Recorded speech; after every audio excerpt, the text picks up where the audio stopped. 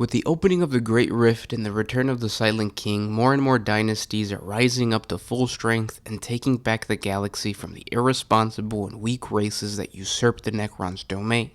The success of these dynasties can be credited to the Necron's highly advanced technology that somehow miraculously survived the 60 million years of hibernation.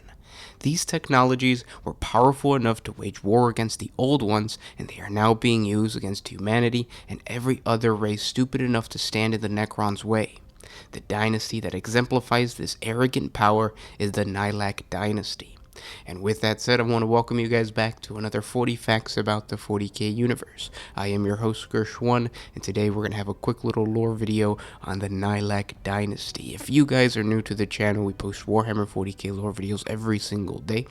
What I try to do is I create a video with a lore portion in the beginning, followed by some type of hobby portion in the middle, and then a community portion where I answer the questions that you guys left off in the previous video. So if you guys have questions about the 40K universe, any suggestions, or have any comments that you guys would like to see me react to in the following video, please comment down below. If you enjoy this type of content, hit the like button, share with your friends. But with all that said, let's get into 40 facts on the Nilakh Dynasty. The Nilakh Dynasty has garnered a fearsome reputation amongst the galaxy's younger races since their worlds began to awaken. At first, the warriors of the dynasty operated under a defensive protocol, believing that only their crown world was being attacked.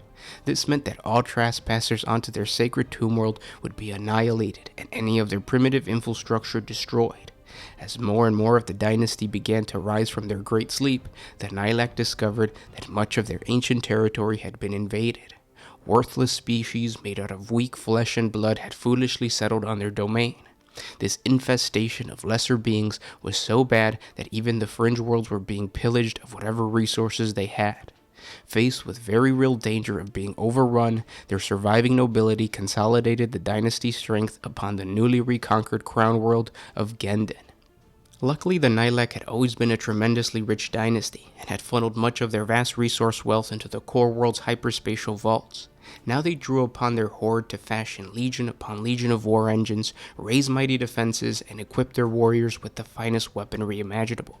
There was even enough resources to send out legions of data-collecting scarabs that created the best possible extermination protocols for each unique threat.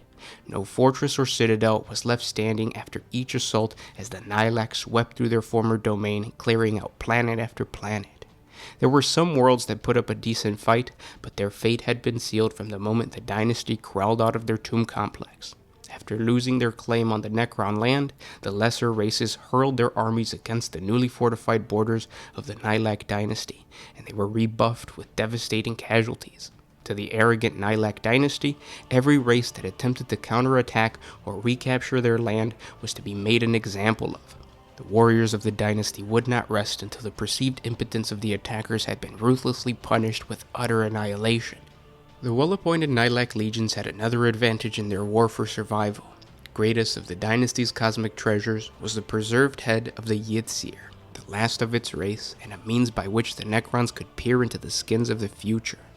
Armed with such a prescient intelligence, the Nilakh struck precisely where and when they needed to in order to crush any interlopers, transforming their defensive stance into a more offensive march of conquest.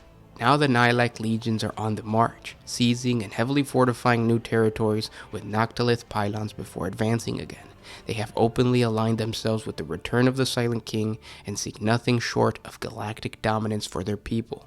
And that's the lore on the Necron Nihilakh Dynasty. I hope you guys enjoyed this video. Now let's move on to the Q&A portion of the video, or the community portion of the video, where I answer the questions that you guys left off in the previous 40 Facts video. So this will be the 40 Facts and lore on the Nurgle Chaos Knights House Maccabeus. If you guys have any questions about Necron Dynasties or any comments or anything like that, comment down in the comment section below and I'll answer them in tomorrow's video. So let's start off with Nico Tugas. His question is, are there many Chaos Knight planets that are affiliated with Nurgle and the Death Guard? I've been really considering getting into Knights once my armies are finished, and the videos are inspiring me. Keep up the great work. That's awesome. That's really what I want. I want you guys to get inspired and collect every single faction if you can. Yeah, not really. not necessarily. There are no, like, fixed Chaos Knight houses that are affiliated with different Chaos gods. Not so much like the Knight houses that we have for just the regular Imperial Knights, the Loyalist Knights. And the reason for that is I think like Knights are kind of new within 40K as a faction for the tabletop. Not so much lore. They've been around since the very, very beginning, but tabletop wise, it's not until now that we're starting to get Knights. Hopefully, maybe 10th edition, or if a new Knight Codex comes out, we'll get some Chaos Knights or create a whole new faction.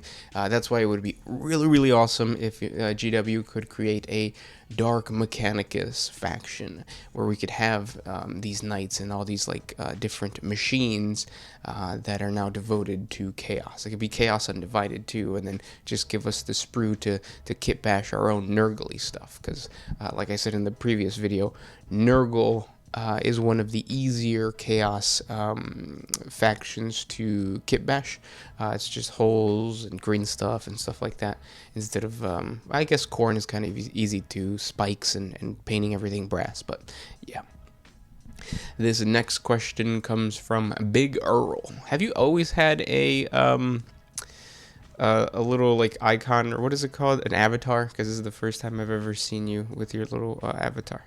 Anyways, he says, there is an old TV show called The Lex. The ship itself is a giant living biological ship that eats planets or anything that gets in its mouth. The Lex itself looks like a wingless dragonfly or a pair of testicles with a penis shaft. Kind of the same. I've never really noticed that about a dragonfly. In the 40K universe, do you think it might join the Tyranids and try to mate with some of the hive ships, or would it try to eat them instead? Lex is always hungry.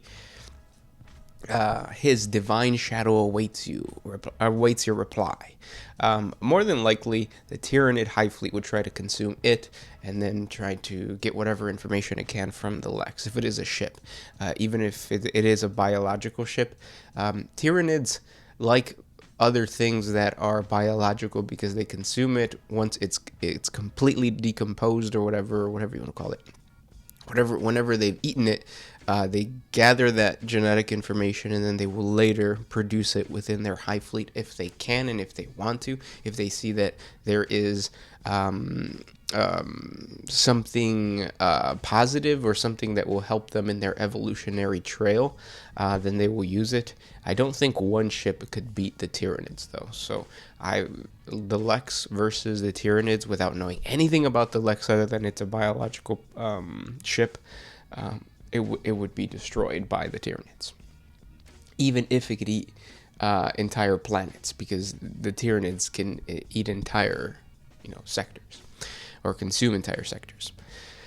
Next question, or this is a comment from Brian McCord. You folks rock. Can't get behind Nurgle, though. Yeah, for a while I didn't really like Nurgle because of the small holes. I have a thing about small holes. I forget what it's called. But after a while you get used to it. And Nurgle, once you read the Nurgle lore, Nurgle lore is probably one of the best. Lionel Mayer, thank you for being constant and great gravely voice. LOL. That reminded me of Great Googly Moogly from Maggie and the Ferocious Beast for some reason. If you guys remember that old cartoon, I don't know why. Your comment reminded me of that, but yeah, Great Googly Moogly. And it's hard to be constant, especially nowadays, but we're trying. J-Day, I talked to you on through email. I hope you got my email. If you didn't, check it out. From what I remember, I think you're from Tennessee, right? I've been to Tennessee before. Tennessee is probably one of the most beautiful states. Really, really gorgeous when we were there.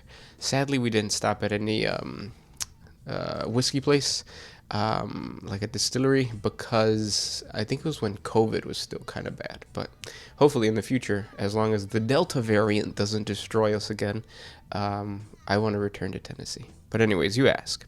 Lore-wise, are Chaos Knights more powerful than their Imperial cousins? Yeah, technically. So whenever you have anything that is Chaos is going to be stronger, naturally. Just because they have been empowered by Chaos. So they have mutations and genetic buffs and all this kind of stuff. that, you know, is just better. So yes. And then Sharklopes says, is Frank Frazetta the artist you were thinking of? He did Conan, but I don't know if he ever painted He-Man.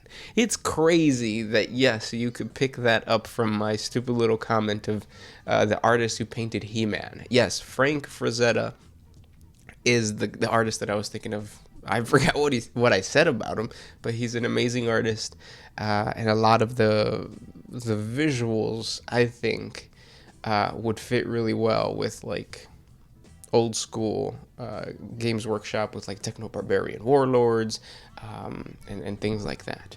I wish I could remember what I was saying about him. I can't remember. Next question comes from Cocking Funt. I know you like your drinks, so tequila or mezcal? It depends. Like if it's like a weekday, tequila, especially blanco, because it's easy. Like you just drink it and you'll be fine. You'll feel a nice little buzz and go about your day.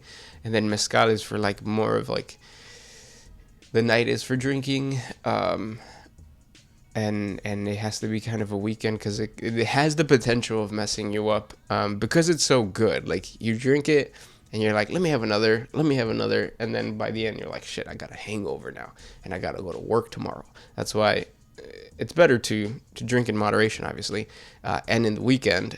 But if it's a weekday, tequila is really good. And for all those that don't know the difference between tequila and mezcal, have a little game night and have your friends try both, and see which one they like. Yeah, we'll see what happens. Next comment comes from Joel Leva. So then do you do Slanesh videos when you're in the mood? That is a good question. That's a good question, because I said that I create videos for Nurgle when I'm sick. So when I'm in the mood, do I do Slanesh videos? No, but maybe I should try. Maybe I should bust out some Bridget B right now and then record me some Slanesh Demonette tales and see what happens. Good idea, though. Next comment comes from Angel Amaro. I think Nurgle lost a lot of what made it cool. It used to be putrid and disgusting, painful to look at, and even worse to be bearing his gifts. Think Captain Trips with Trips from The Stand, or DC2 from Planet Terror. Now Nurgle seems more warm, fuzzy, and caring, a caricature of his old self. Or maybe that's because Nurgle fans twisted him to be this way. I don't know anymore.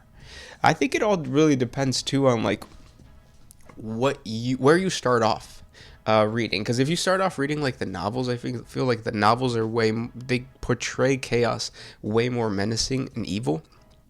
If you read the specific codexes for that faction, they tend to be just as like evil and putrid and disgusting. But then if you read like an offshoot in an orc codex, like the orcs versus like, I don't know, some Necron or some Nurgle force, that's when you start to see the goofiness. And I've noticed that with orcs too. Like if you read the orc codex, it has a bunch of funny stuff, but it also has some pretty like crazy like oh yeah, orcs are beasts. Like they're sadistic killers, and all they can think about is fighting even each other. And then you read them in like the Tau Codex, and it's like this goofy story of how like the orcs didn't know how to operate a weapon, so it blew up in their face, kind of thing. So it really depends on your initial introduction to whatever faction or lore. But yeah, because lately I've been reading some pretty like nasty and gross things about Nurgle. Like they have not made him fuzzy, warm, and caring just yet. But then you go over and you read like the Beast of Nurgle. The Beast of Nurgle are straight up like Care Bear type of goofiness. So yeah, and Undefined, this will be the last question, says, on the subject of whiskey, it will numb your throat for a while if you drink anything 80 proof or higher. A sore throat is my least favorite part of being sick. This is what I do. Although I was raised on tequila, so I use that more often. Oh, so you're saying to ease my throat, I should drink something more than 80 proof. I could do that. I have a Wild Turkey 101. So yeah, I can drink some Wild Turkey next time and see if that helps. But yeah, thanks for all the advice, guys. Thanks for all the comments. If you guys have anything else, comment down in the comment section below. I really do appreciate all of the comments, and it's nice to see some of the familiar faces on here, like J-Day, Angel, Amaro, even Joel Leva. So it's awesome to start to form this connection with you guys. Not that connection wasn't already there. Me and the Sound Alchemist would talk about it a lot, but now we could put it on camera and be like, oh yeah, it's that guy. So hopefully Cucking Fund will post something tomorrow. But thanks for listening, guys, and talk to you tomorrow. This is Gershwin with One Mind Syndicate signing out. Oh,